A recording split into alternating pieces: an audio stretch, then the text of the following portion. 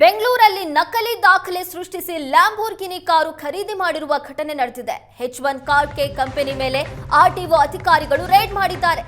ಸಹಕಾರ ನಗರದಲ್ಲಿರುವ H1 car company ಮೇಲೆ ದಾಳಿ ಮಾಡಲಾಗಿದೆ. ಹೈದರಾಬಾದ್ನ ಹರ್ಷ ಕನ್ಸ್ಟ್ರಕ್ಷನ್ ಹೆಸರಲ್ಲಿ ಕಾರನ್ನು ಖರೀದಿ ಮಾಡಲಾಗಿತ್ತು. ತೆಲಂಗಾಣ ಆರ್ಟಿಒನಿಂದ ತಾತ್ಕಾಲಿಕ ನೋಂದಣಿ ಮಾಡಿಸಿದ್ದ ಹರ್ಷ 3 ವರ್ಷಗಳ ಕಾಲ ನೋಂದಣಿಯನ್ನ ಮಾಡಿಸಿದ ಹರ್ಷ ರಿಜಿಸ್ಟ್ರೇಷನ್ ಮಾಡಿಸದೆ H1 ಕಾರ್ ಕೇರ್ಗೆ ಮಾರಾಟ ಮಾಡಿದ್ದ. ಸುಳ್ಳು ದಾಖಲೆ ನೀಡಿ ಇಂದಿರಾನಗರ ಆರ್ಟಿಒದಲ್ಲಿ ಕಾರನ್ನು ನೋಂದಣಿ ಮಾಡಲಾಗಿತ್ತು. ಕಾರಿಗಾಗಿ 3 ತಿಂಗಳಿನಿಂದ ಆರ್ಟಿಒ ಅಧಿಕಾರಿಗಳು ಹುಡುಕಾಟ ನಡೆಸ್ತಾ ಇದ್ರು. ಲ್ಯಾಂಬೋರ್ಗಿನಿ ಕಾರನ್ನು ಖರೀದಿ ಮಾಡಿದ್ದ ಹರ್ಷ ಆದ್ರೆ ರಿಜಿಸ್ಟ್ರೇಷನ್ ಮಾತ್ರ ತಾತ್ಕಾಲಿಕವಾಗಿ ಮಾಡಿಸ್ಕೊಂಡಿದ್ದ. ಪರ್ಮನೆಂಟ್ ರಿಜಿಸ್ಟ್ರೇಷನ್ ಮಾಡಿಸ್ಕೊಂಡಿರ್ಲಿಲ್ಲ. ಪರ್ಮನೆಂಟ್ ರಿಜಿಸ್ಟ್ರೇಷನ್ ಮಾಡಿಸ್ತೇನೆ H1 ಕಾರ್ ಕೇರ್ ಕಂಪನಿಗೆ ಮಾರಾಟ ಮಾಡಿದ್ದ.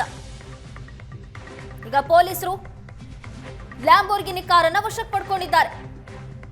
H1 ಕಾರ್ ಕೇರ್ ಕಂಪನಿ ಮೇಲೆ ಆರ್ಟಿಒ ಅಧಿಕಾರಿಗಳು ರೇಡ್ ಮಾಡಿ ಆ ಕಾರನ್ನು ವಶಕ್ಕೆ ಪಡ್ಕೊಂಡಿದ್ದಾರೆ. 3 ತಿಂಗಳಿನಿಂದ ಹುಡುಕಾಟ ನಡೆಸ್ತಾ ಇದ್ರು.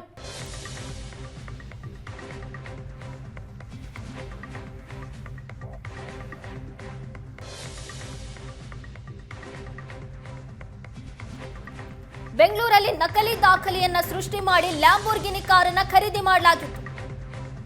ಈಗ ಮೈಸೂರು ಹಾಗೂ ಕೂರ್ಗ್ನ ಮಧ್ಯೆ ಕಾರನ್ನು ನಿಲ್ಲಿಸಿ ತಪಾಸಣೆ ಮಾಡಿದ್ರು ಆರ್ಟಿಒ ಅಧಿಕಾರಿಗಳು. ಅಖಿಲ್ ಎಂಬ ವ್ಯಕ್ತಿ ವಾಹನದ ಚಾಲಕ. ದಾಖಲಾತಿ ನೀಡುವಂತೆ ಕೇಳಿದಾಗ ಸರಿಯಾಗಿ ಸಹಕಾರ ಕೊಟ್ಟಿರಲಿಲ್ಲ. ಕಾರನ್ನು ಆರ್ಟಿಒ ಕಚೇರಿಗೆ ಕೊಂಡೊಯ್ಯುವಾಗ ಎದೆ ನೋವಿನ ನಾಟಕ ಆಡಿದ್ದ ಆತ. ಈ ದಿನ ನಾವು ಖಚಿತ ಮಾಹಿತಿ ಇತ್ತು ಈ ಲ್ಯಾಂಬೋರ್ಗಿನಿ ವೆಹಿಕಲ್ ಬಗ್ಗೆ. ಇದರಲ್ಲಿ ಏನಾಗಿದೆ ಅಂದರೆ ಈ ಹರ್ಷ ಅನ್ನೋರಿಗೆ ಮಾರಾಟ ಮಾಡಿದ್ದಾರೆ ಅಂತೇಳಿ ಲ್ಯಾಂಬೋರ್ಗಿನಿ ಶೋರೂಮ್ ಅವರು ಹೇಳ್ತಾ ಇದ್ದಾರೆ. ಬಟ್ ಇದು ರಿಜಿಸ್ಟ್ರೇಷನ್ ಬಂದು ಯಾರ ಹೆಸರು H1 ಕಾರ್ ಅನ್ನೋ ಒಂದು ಹೆಸರಿನಲ್ಲಿ ರಿಜಿಸ್ಟರ್ ಆಗಿದೆ. ಏನಾಗಿದೆ ಅದರಲ್ಲಿ ಫ್ರಾಡುಲೆಂಟ್ ಆಗಿ ಕಂಡು ಬಂದಿದೆ. ಟ್ಯಾಂಪರಿಂಗ್ ಆಫ್ ದಿ ಡಾಕ್ಯುಮೆಂಟ್ಸ್ ಮಾಡಿದ್ದಾರೆ TRನ. ಹಾಗಾಗಿ ಇದನ್ನು ನಾವು ಕಾನೂನು ರೀತಿ ಏನು ಕ್ರಮ ಕೈಗೊಳ್ಳಬೇಕು ಅದನ್ನು ಕೈಗೊಳ್ತಾ ಇದ್ದೇವೆ. ಮುಂದಿನ ದಿನಗಳಲ್ಲಿ FIR ಮಾಡೋ ಸಂಭವಗಳು ಇದೆ. ಈ ಮಾಡೆಲ್ ಬಂದು 2021 ಗಾಡಿ ಮಾಡಲಿ 21-22 ಸಾಲಿನ ಮಾಡೆಲ್ ಆಗಿರ್ತದೆ. ಇದು ಡೆಮೋ ಗಾಡಿ ಆಗಿರ್ತದೆ. ಎಲ್ಲಿ ಆ ಶೋರೂಮ್ನಲ್ಲಿ ಬಳಸುವಂತಹ ಒಂದು ಡೆಮೋ.